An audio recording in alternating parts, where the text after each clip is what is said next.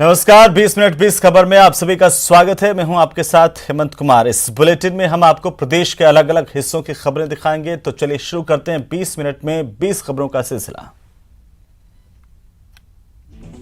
करीब 5 घंटे की मशक्कत के बाद झालावाड़ की पुलिस ने उस घरेलू नौकर को गिरफ्तार कर लिया है जो अकलेरा कस्बे में एक सर्राफा व्यापारी के यहां से 5 किलो जेवर लेकर फरार हुआ था। बताया जा रहा है कि गोयल ब्रदर्स के नाम से ज्वेलरी शॉप चलाने वाले व्यवसायी सुरेश कुमार ने मंगलवार की सुबह 10:30 बजे सोने चांदी के आभूषण से भरा बैग टेबल पर रखा था। इस बीच उन्हें नींद आ गई और मौका पाकर देशराज नाम का उनका नौकर वो बैग उठाकर फरार हो गया। देशराज जो बैग लेकर निकला था उसमें करीब 5 किलो सोने और चांदी के जेवर रखे थे। खास बात यह है कि सुरेश कुमार ने देशराज को अपने यहाँ महज 4 महीने पहले ही काम पर रखा था, लेकिन लालच में आकर देशराज ने सुरेश कुमार का भरोसा तोड़ दिया। पुलिस को जब इस चोरी की रिपोर्ट मिली तो उसने पूरे इलाके की नाकेबंदी करवा दी और फिर एक खेत में छिपकर बैठे देशराज को गिरफ्तार कर लिया और चोरी के आभूषण भी बरामद कर लिए। लगभग 5 किलो ज्वेलरी है गोल्ड की, तो वो थैला है उनका सरवन लेके चला गया। तो इस सूचना पर हमारे सीईओ और एसएचओ खुद भी पहुंचे थे। पूरी घटना को उनकी जानकारी देके आगे हमने लीड किया और पुलिस के काफ़ी अच्छे एफर्ट्स रहे, जिसकी वजह से मैन एक्यूज को राउंड अप कर लिया गया और जो माल लेके गया उसको बरामद। बारां की कोतवाली पुलिस ने जयपुर की बागरिया गैंग का पर्दाफाश कर 2 शातिर बदमाशों को गिरफ्तार किया। इन दोनों की गिरफ्तारी 3 महीने पहले बारां सराफा बाजार में किराना और सराफा दुकान में चोरी करने के केस में हुई है। बताया जा रहा है कि इन दोनों ने 27 नवंबर 2021 की रात शहर के सराफा बाजार स्थित मनु ज्वेलर्स की दुकान का ताला तोड़कर अलमारी से लाखों की कीमत के करीब 2.5-3 किलो चांदी और 70 से 80 ग्राम सोने के जेवर के साथ साथ नकदी भी ले गए थे।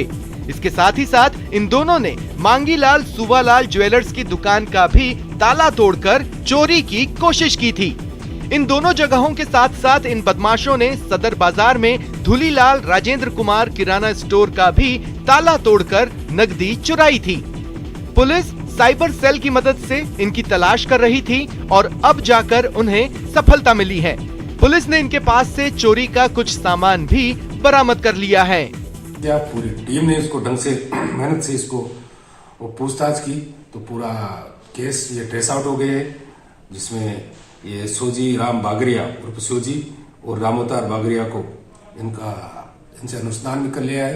इन्होंने वारदात करना स्वीकार भी कर लिया। सुजानगढ़ पुलिस ने जुआ खेलते हुए 7 लोगों को गिरफ्तार किया है। इस दौरान पुलिस ने ताश की पत्तियों के साथ साथ 92,624 रुपए भी जब्त किए हैं। बताया जा रहा है कि पुलिस को खबर मिली थी कि नयाबास इलाके में कुछ लोग जुआ खेल रहे हैं। उसी खबर पर पुलिस ने जब यहां पर दबिश दी तो जुआ खेल रहे 7 लोग उनकी गिरफ्त में आ गए और इनके पास से 92,624 रुपए जब्त हुए। पुलिस ने जिन लोगों को गिरफ्तार किया उनमें पीयूष, मनीष, उज्जवल, गिरधारी, भरत, कमल और गोपाल शामिल हैं। पुलिस अब इन सभी के खिलाफ नियमानुसार कार्रवाई कर रही है। मुखबिर की इतला पे बजाज हॉस्पिटल के पीछे सुजानगढ़ में 7 व्यक्ति ताश खेल रहे थे, 3 पत्ती जुआ, जिनको मौके से गिरफ्तार किया गया है। वह जुआ राशि 92,624 रुपये जब्त की गई। श्रीगंगानगर पुलिस ने पदमपुर थाना इलाके से 2 किसानों को गिरफ्तार किया है। इन दोनों किसानों की गिरफ्तारी पूर्व मुख्यमंत्री वसुंधरा राजे की सन 2017 में पदमपुर की यात्रा के दौरान हंगामे की वजह से हुई है। 2017 में उस हंगामे के दौरान किसानों और पुलिस के बीच झड़प हो गई थी और पुलिस को लाठीचार्ज करना पड़ा था। पुलिस ने उस हंगामे को लेकर राजकार्य में बाधा डालने का केस दर्ज किया था और उसी केस में अब दोनों किसानों की गिरफ्तारी हुई है। दरअसल 5 साल पहले 2017 में जब तत्कालीन सीएम वसुंधरा राजे पदमपुर आई थी तो कुछ किसान उन्हें अपनी शिकायतों को लेकर ज्ञापन सौंपने पहुंचे थे और उसी के बाद वहां पर हंगामा शुरू हो गया। पुलिस को हंगामा रोकने के लिए लाठीचार्ज करना पड़ा था। निवेदन है कि संघर्ष करने वाले लोग हमेशा मुकदमों के अंदर, जेलों के अंदर हमेशा फंसाए जाते हैं, उनकी आवाज़ दबाने की बात होती है, लेकिन हम जनता को विश्वास दिलाते हैं कि हमेशा इस लड़ाई को आगे तेज बढ़ाएं। टोंक जिले में बनेठा थाना क्षेत्र के खद्दों की झोपड़ियां में एक किसान के ब्लाइंड मर्डर का पुलिस ने 24 घंटे में ही पर्दाफाश कर दिया है। खास बात यह है कि किसान की हत्या केस में उसकी पत्नी और उसके साथी को पुलिस ने गिरफ्तार किया है। पुलिस का कहना है कि खद्दों की झोपड़ियां के रहने वाले लक्ष्मण जाट का शव लहूलुहान हालत में खेत के रास्ते में मिला था। उसका सिर फटा हुआ था, जिससे साफ जाहिर हो रहा था कि उसका मर्डर हुआ है। इस केस की जब जांच शुरू हुई तो आसपास के लोगों के भी होश उड़ गए, क्योंकि पुलिस ने इस मर्डर केस में मृतक की पत्नी और उसके एक साथी को गिरफ्तार किया था। मुलजिमों को गहराई से पूछताछ करने पर राम प्रसाद जाट निवासी कद्दू की झुपड़ियाँ एवं मृतक की पत्नी श्रीमती बाल देवी द्वारा घटना को अंजाम देना पाया गया। पुलियापट से नीचे गिरे ट्रक की हालत देखकर अंदाजा लग जाता है कि इसे चला रहे ट्रक ड्राइवर का जिंदा बचना मुश्किल था। हुआ भी वही, पुलियापट से ट्रक के नीचे गिरते ही ट्रक ड्राइवर के भी प्राण निकल गए। बताया जा रहा है कि इस ट्रक में सीमेंट लदा था और जब ये पुलिया पर गुजर रहा था तभी ये बेकाबू हो गया और पुलिया से नीचे गिर पड़ा। पुलिया से नीचे गिरने की वजह से ट्रक के परखच्चे तो उड़ ही गए, साथ ही साथ इस हादसे में ट्रक ड्राइवर की जान भी चली गई। आपको बता दें कि कुछ दिन पहले एक कार इसी पुलिया से नीचे गिर गई थी और उस हादसे में दूल्हे समेत 9 लोगों की मौत हो गई थी। कोटा के नयापुरा चंबल पुलिये पर एक बार फिर बड़ा हादसा हो गया। तस्वीरें में आपको दिखाना चाहते हैं। यहाँ जो चंबल का जो पुलिया है नयापुरा का, वहाँ से एक ट्रेलर अनियंत्रित होकर नीचे गिर गया। हादसे में जो ट्रेलर ड्राइवर है उसकी दर्दनाक मौके पर ही मौत हो गई। लेकिन तस्वीरें हम आपको दिखाना चाहते हैं, ये कितना बड़ा हादसा था इसका अंदाज़ा इस तस्वीरों से देखा जा सकता है, अंदाज़ा लगाया जा सकता है, क्योंकि ट्रेलर पूरी तरह से क्षतिग्रस्त हो चुका है। अंधेरी रात में यात्रियों से भरी रोडवेज की एक बस बिजली के टावर से टकरा गई। बिजली के टावर से टकराते ही तेज धमाका हुआ और बिजली के तारों से चिंगारियां निकलने लगी। बताया जा रहा है कि रतनगढ़ से एक बस बीकानेर जा रही थी।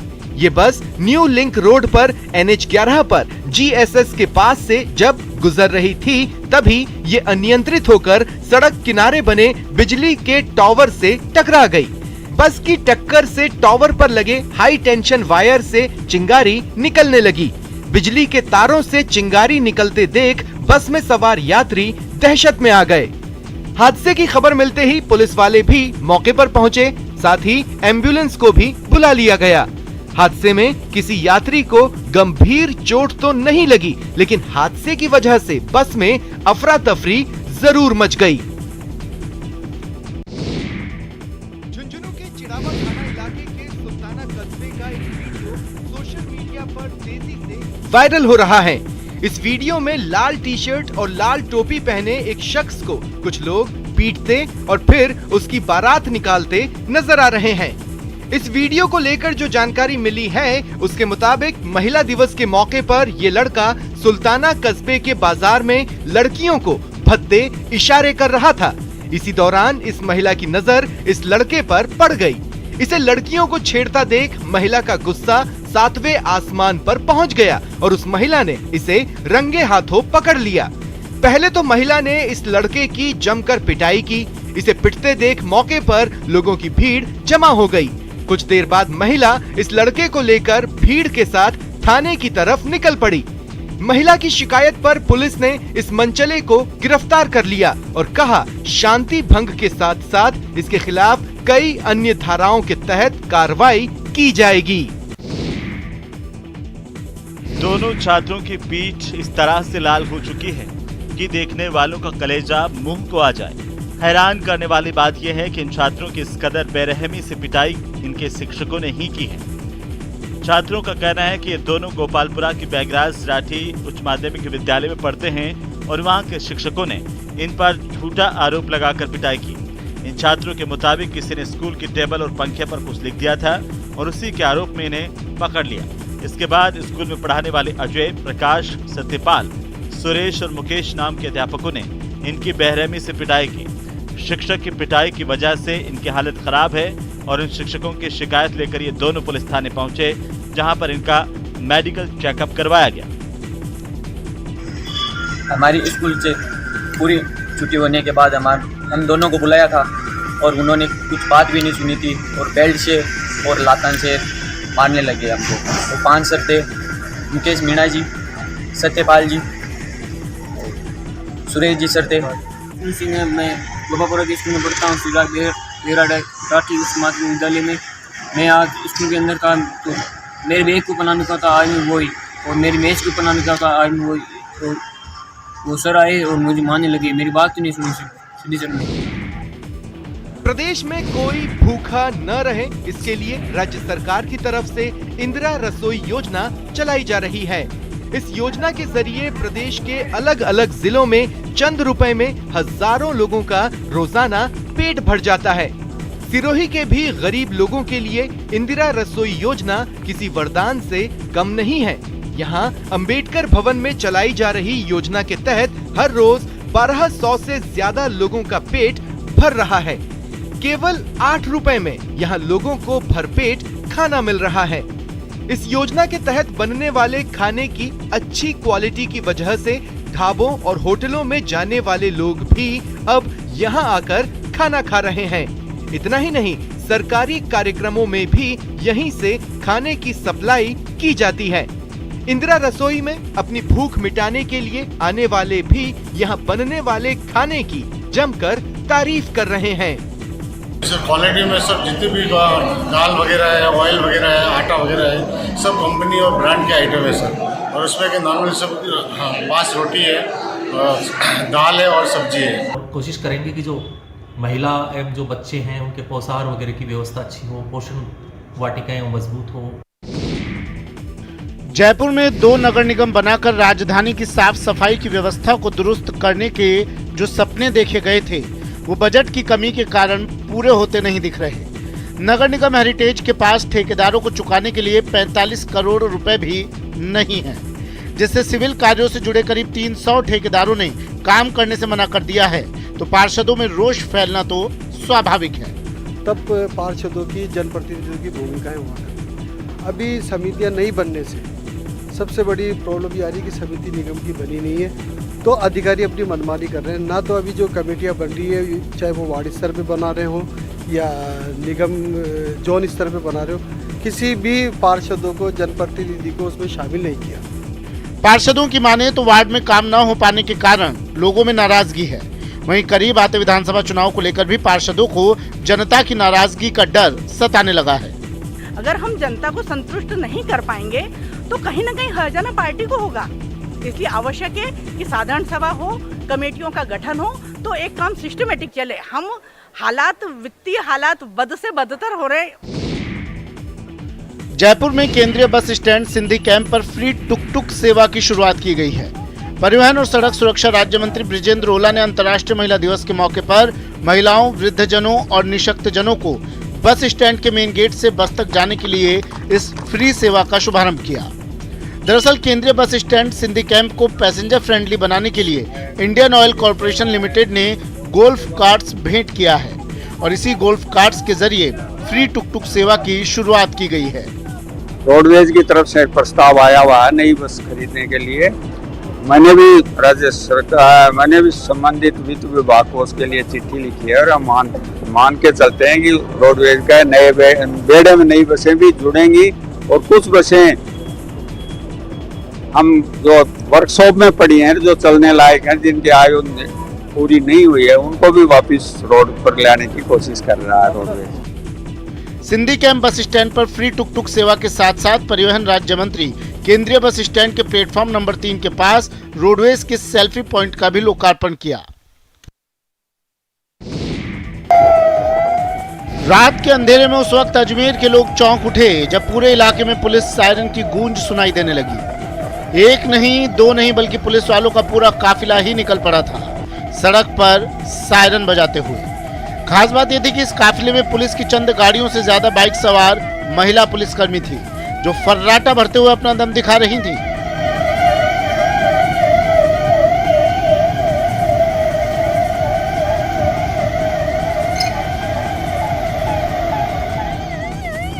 दरअसल अंतर्राष्ट्रीय महिला दिवस के मौके पर अजमेर रेंज के पुलिस आईजी रुपिंदर सिंह की पहल पर महिला पुलिस कर्मियों ने एक फ्लैग मार्च निकाला था।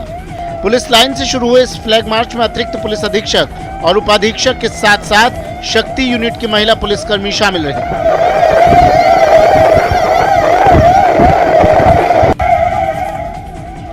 फ्लैग मार्च के दौरान शहर के अलग अलग इलाकों से गुजरते हुए ये महिला पुलिसकर्मी आना सागर चौपाटी पहुंची, जहां आईजी की ओर से सभी महिला पुलिसकर्मियों को सम्मानित किया गया और उनकी सेवाओं की तारीफ की गई।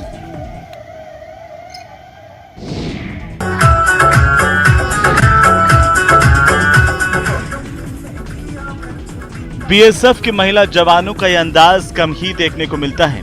अंतर्राष्ट्रीय महिला दिवस के मौके पर जैसलमेर में भारत पाक सीमा पर स्थित तनोट माता मंदिर के पास मैरियट ग्रुप की महिला कर्मचारियों ने जब बीएसएफ के जवानों के साथ जुगलबंदी शुरू की तो पूरा माहौल रंगीन हो उठा।